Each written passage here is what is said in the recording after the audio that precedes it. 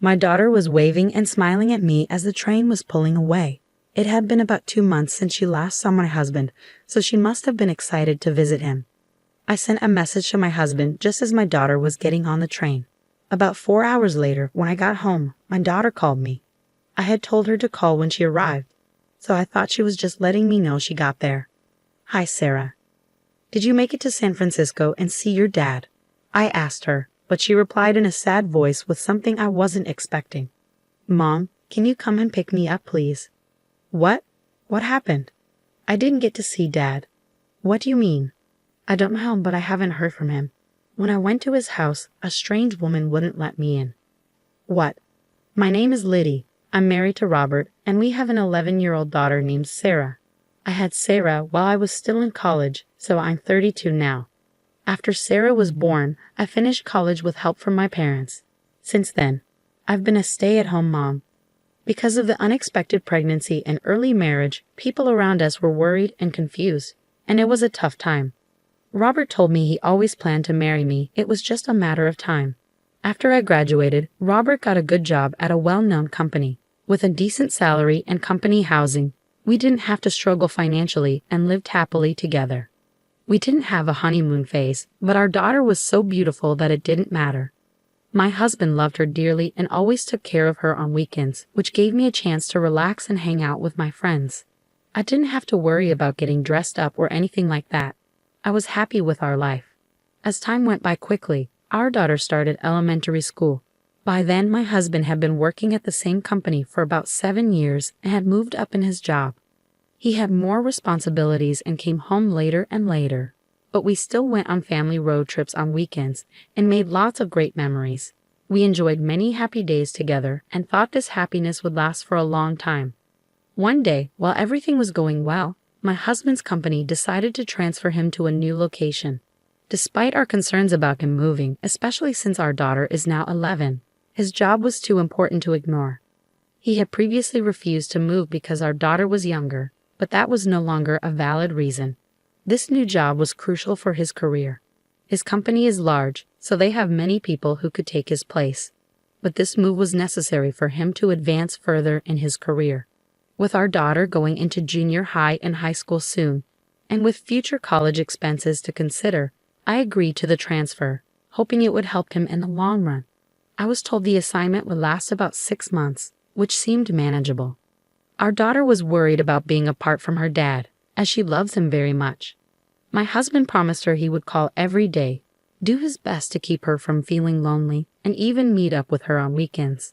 I know he cares deeply about his family, and even if he's living away from us, he will still make time for our daughter. She said, "Okay, I'll be sad that I won't see Daddy as much as I'd like, but I'll manage." My daughter and I waved goodbye to him with smiles.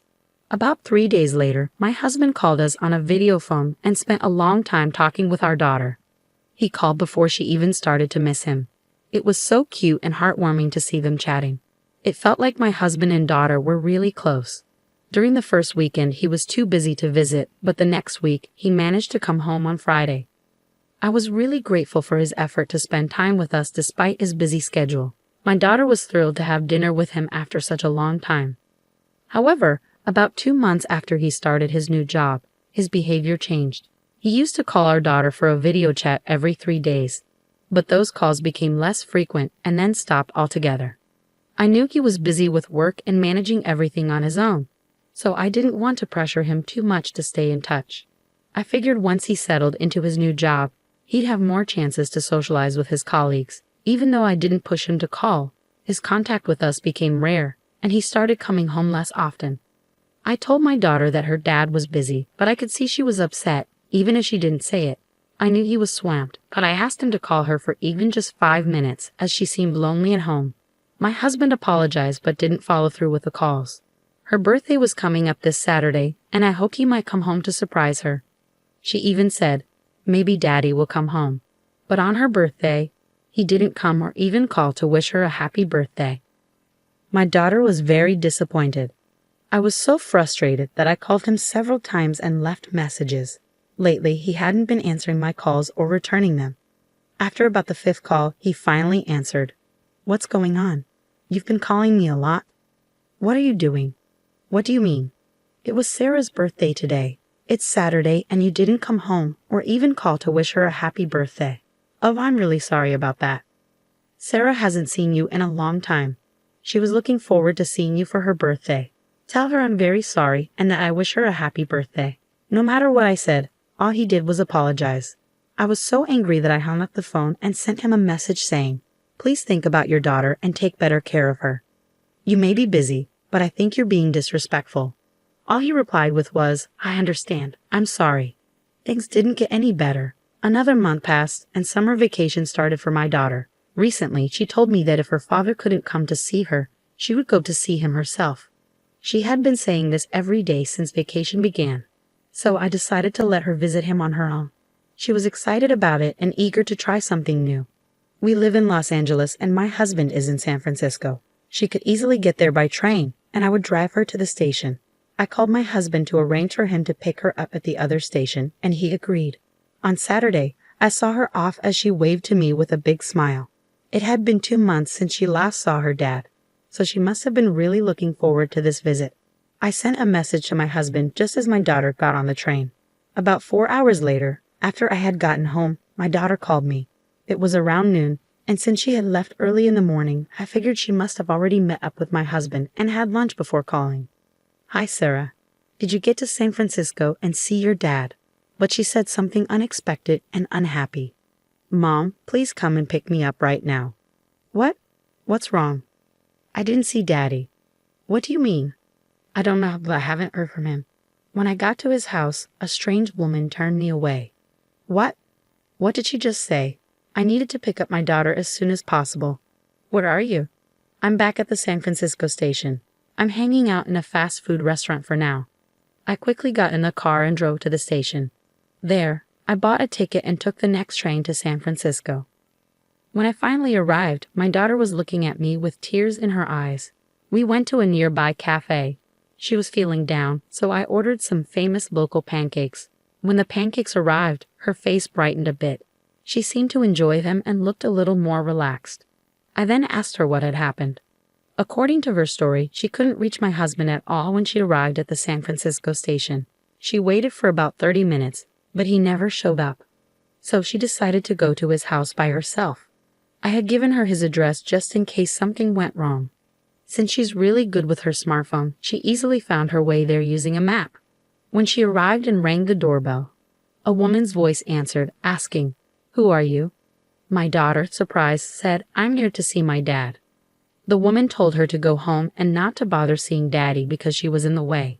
The woman then hung up without even opening the door.